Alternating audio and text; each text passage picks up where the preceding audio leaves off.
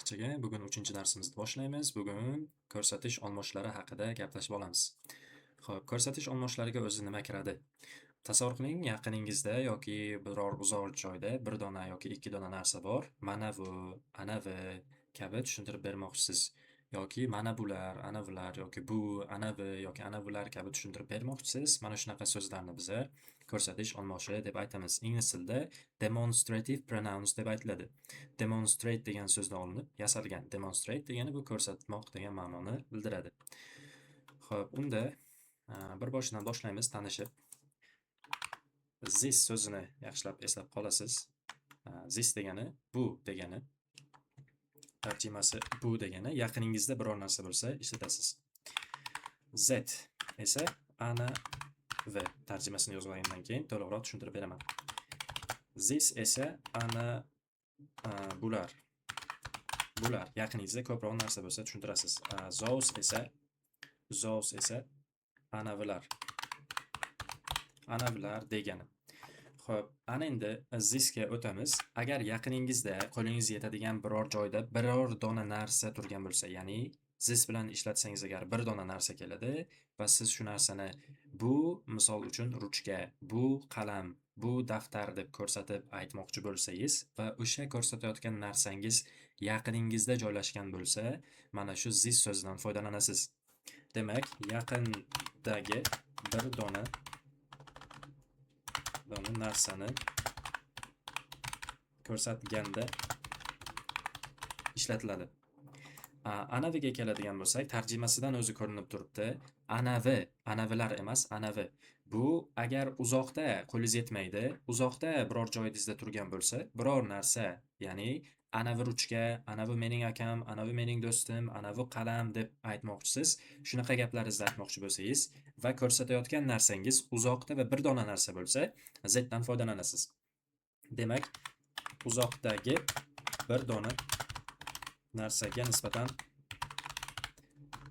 narsani ko'rsatishda ishlatamiz. Narsani ko'rsatishda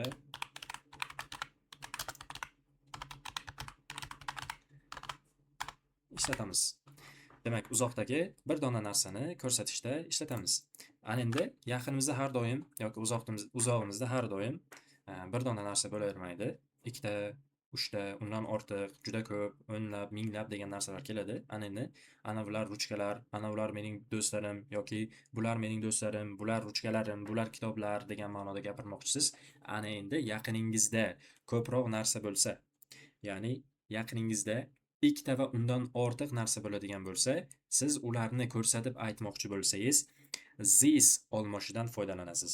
O'qilishiga e'tibor bering. Mana buni this deb qo'yasiz, bunisini esa this deb o'qiysiz. Demak, boshladik, qoidachasini yozib qo'yamiz. Yaqindagi ko'p narsalarni ko'rsatishda ishlatiladi. Demak, ana endi thosega o'tamiz. Those esa qo'lingiz yetmaydi, uzoqroqda ikkita va undan ko'p narsalarmi? Anavi narsalar, ruchkalar, anavilar mening do'stlarim, anavilar qarindoshlarim degan so'zlarni aytmoqchisiz. Bemalol those so'zidan foydalanishingiz mumkin. Demak, those deb o'qilar ekan. O'qilishini ham eslab qolsangiz bo'ladi. Demak, uzoqdagi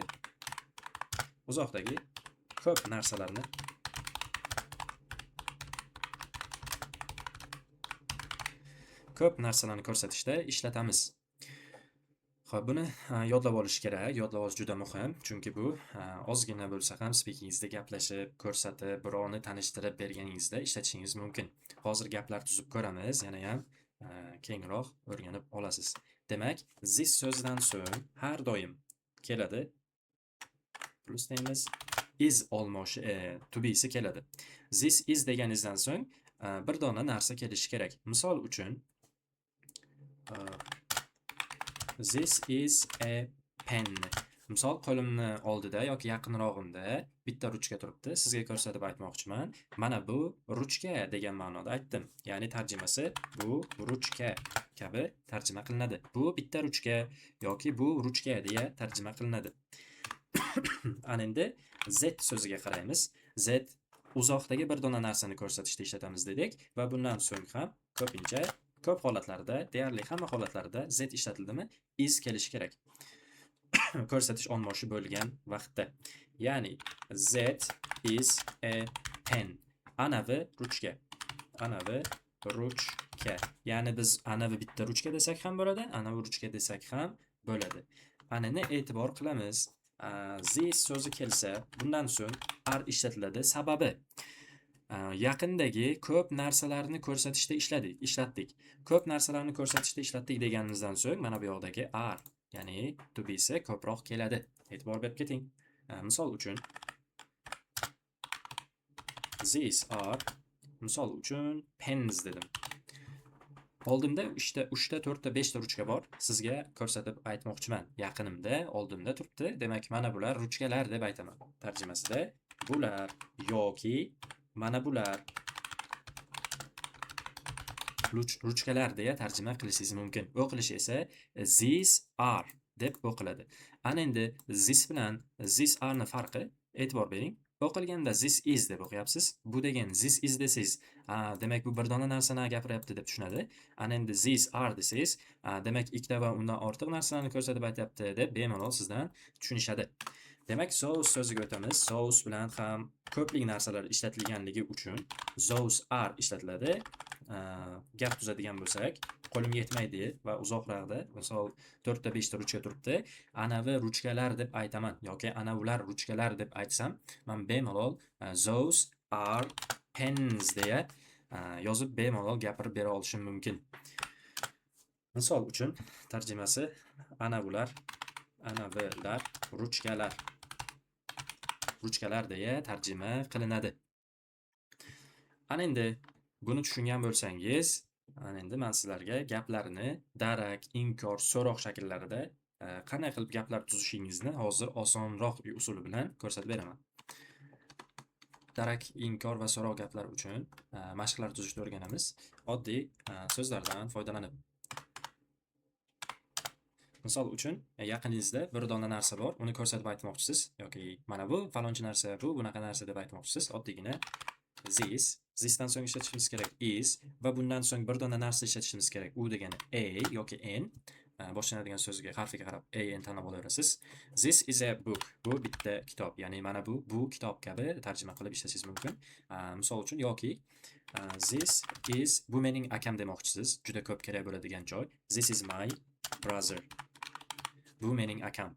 Yoki bu mening singlim, yoki bu mening dadam, bu mening ukam kabi so'zlarni aytmoqchisiz. Bemalol shu kabida mening degan so'z bu yoqda my. Bemalol shu kabi gaplaringizda bemalol foydalanib olishingiz mumkin. Yoki bu meni kitobim demoqchisiz. Mana bunaqa tuziladi. This is my book kabi tuzishingiz mumkin. E'tibor bering, this is my a brother ishlatish xato yoki this is a yoki a my book deb aytish ham xatoga kiradi. Ning olmoshi qatnashgan olmosh gaplar bo'lsa, an artikel ham ishlatilmaydi, esdan chiqmasin.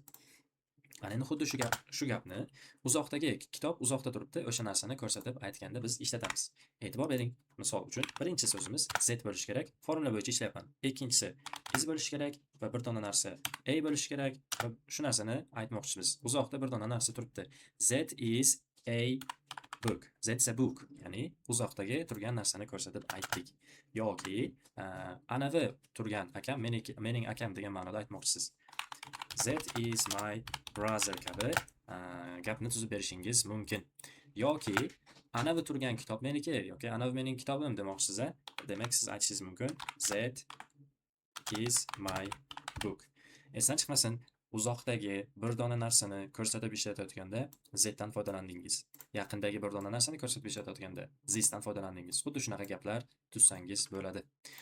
Xo'p, ana endi e'tibor qilasiz. Bu yoqda ana endi qo'lingizda bitta emas, ikkita kitob, 3 ta kitob, 4 ta va undan ortiq kitoblar bor, soni ko'proq va ular yaqiningizda.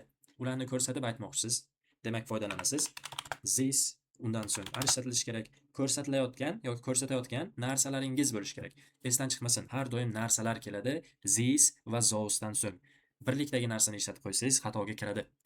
Xo'p, ana endi gap tuzamiz yana. bular kitoblar deb gapni tuzsak bo'ladi. Books, ya'ni bular kitoblar deyishimiz kerak. Bu yoqdagi lar qo'shimchasini qo'shib berishimiz zarur. Qo'shmasak agar xato bo'ladi gapimiz. E'tibordan chetda qoldiring shu joyni. Xo'p, ana endi anavilar mening akalarim deb tuzmoqchisiz. Bemalol nima qilasiz? Sorry, uzr. Mana bular mening akalarim demoqchisiz. Yaqiningizda turibdi. These are my brothers. Brothers kabi gapni tuzib olishingiz mumkin. Ya'ni yaqiningizda turibdi va akalaringiz menga tanishtirmoqchisiz. Bular mening akalarim bo'ladi demoqchisiz. Bemalol these are my brothers kabi gapingizni tuzsangiz bo'ladi. Xo'p, shu yog'ida mana shu 3-gapni menga ko'pligini yasab berib qo'ying. Kommentariyada kutaman. Xo'p, ana endi uzoqda kitoblar turibdi. Misol uchun, uzoqdagi narsalarni ko'rsatib aytmoqchimiz. O'sha narsalarni aytganimizda qo'limiz yetmaydi. Uzoqda ikkita va undan ortiq narsalarni bemalol shu formuladan foydalanib gapni tuzishingiz mumkin. Those are kabi ketadi. Formula bo'yicha those are narsalar bo'lganligi uchun bu yoqda ham o'sha narsaga sanaladigan narsa bo'lsa, demak s qo'shimchasini qo'shib berishimiz kerak. Demak, ya'ni o'sha so'z kitoblar, ana bular kitoblar sizdan ancha uzoqda turibdi. Demak, bular kitoblar deya olmaysiz, mana bular kitoblar deya olmaysiz va siz bu yoqda ana bular kitoblar deya tarjima qilib gapni tuzib berishingiz kerak. Ana bular mening akalarim, misol uchun. Those are my brothers. Gapni aytmoqchisiz. Bemalol shunaqa qilib tuzsangiz bo'ladi.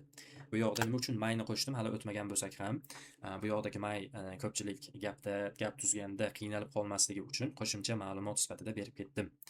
Demak, ana bular kitoblar, ana bular akalarim bo'ladi degan ma'noda tarjima qildik. Ana endi siz ana bular mening kitoblarim degan so'zni kommentariyada yozib qoldiring.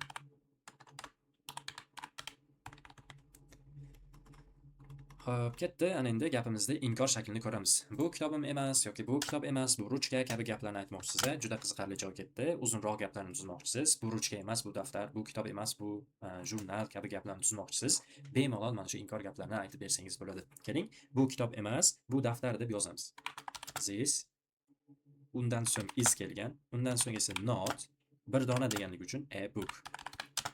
Bu kitob emas, this is, bu misol uchun ruchka, daftar deylik. This is a notebook yoki copybook yoki notebook kabi yozishingiz mumkin. Xo'p, ana endi shuni bu mening akam emas, bu mening amakivachcham deb yoza olasizmi? Amakivachcha degani cousin deb aytiladi. Cousin. Xo'p. Ketdi.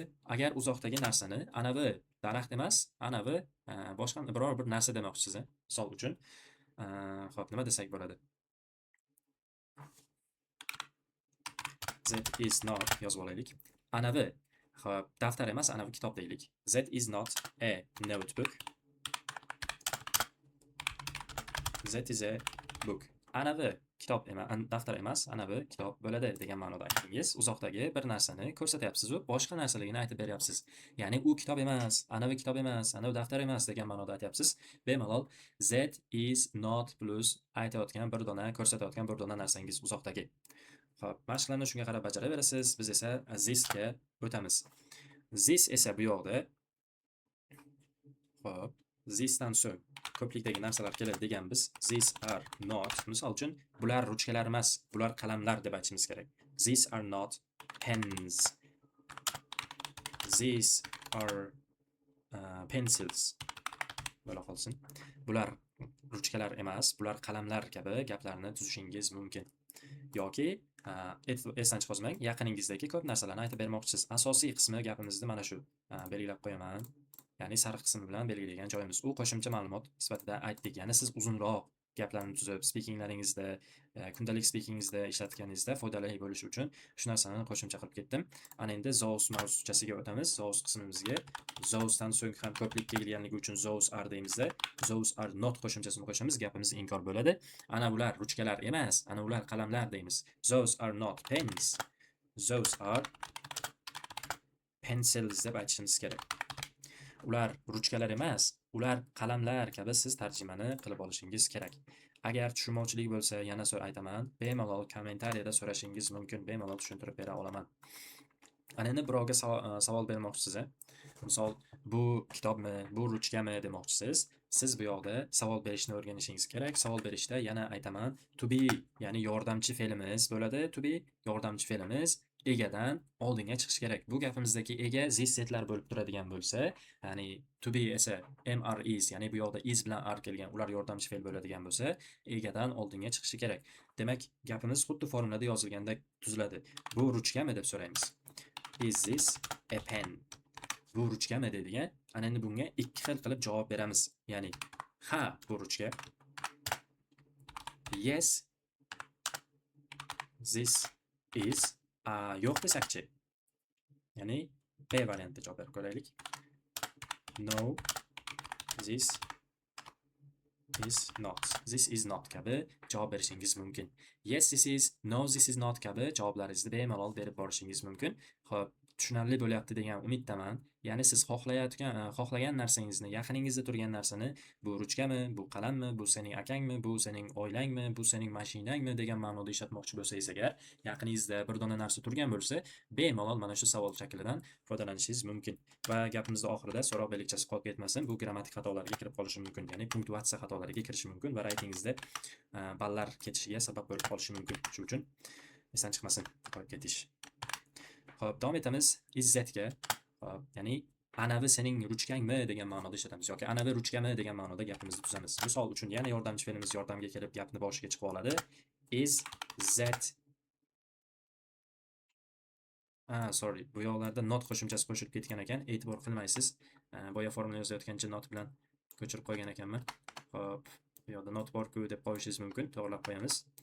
Xo'p. Is that a book? A book deb savol belgisini berdik. Anavi kitobmi deb so'radigan. Anavi kitobmi deb so'raganimizdan so'ng, ana endi bunga javob beramiz. Ha, o'sha kitob bo'ladi, yo'q, u kitob emas degan ma'noda javob bermoqchisiz. Yana o'sha narsa. A variantida javob berib ko'ramiz. Yes, z deganligimiz uchun z is. Agar no demoqchi bo'lsangiz agar, no, that is not kabi javob berishingiz mumkin. Ya'ni bemalol do'stingiz bilan, sinfdoshingiz bilan shug'ullangan paytingiz bir-birovingizga savol bersangiz bo'ladi. Oddiygina sinfxonaga o'tirib, uzoqdagi narsalarni bir-birovlaringizdan so'rasangiz, gaplarni bemalol tuzishda qiynalmasdan osonlik bilan o'rganib olishingiz mumkin. Xo'p, ana endi bu qismiga o'tamiz. Ya'ni anavilar ruchkalar, ya'ni anavilar emas, manavilar ruchkalarmi? Yaqiningіздagi ko'p narsani so'rab aytmoqchisiz. Bular kitoblarni rostdan ham, bular daftarlarni demoqchisiz. Bemalol mana shu shaklda foydalanishingiz kerak. Yordamchi fe'limiz are egadan oldinga chiqib savol tuzishimizga yordam beradi. Are these, mana bular, keling yana o'sha so'z, ruchkalarmi degan ma'noda so'radik. Are these pens? Bular ruchkalarmi deb so'radi. Bitta yosh bolacha tushunmasdan siz javob berdingiz. A ya'ni A variantda. Ha, ular ruchkalar deb aytdingiz. Yes, these are kabi javob berdingiz. Yo'q, bular ruchkalar emas, bular qalamlar demoqchi ma'noda aytdingiz. No,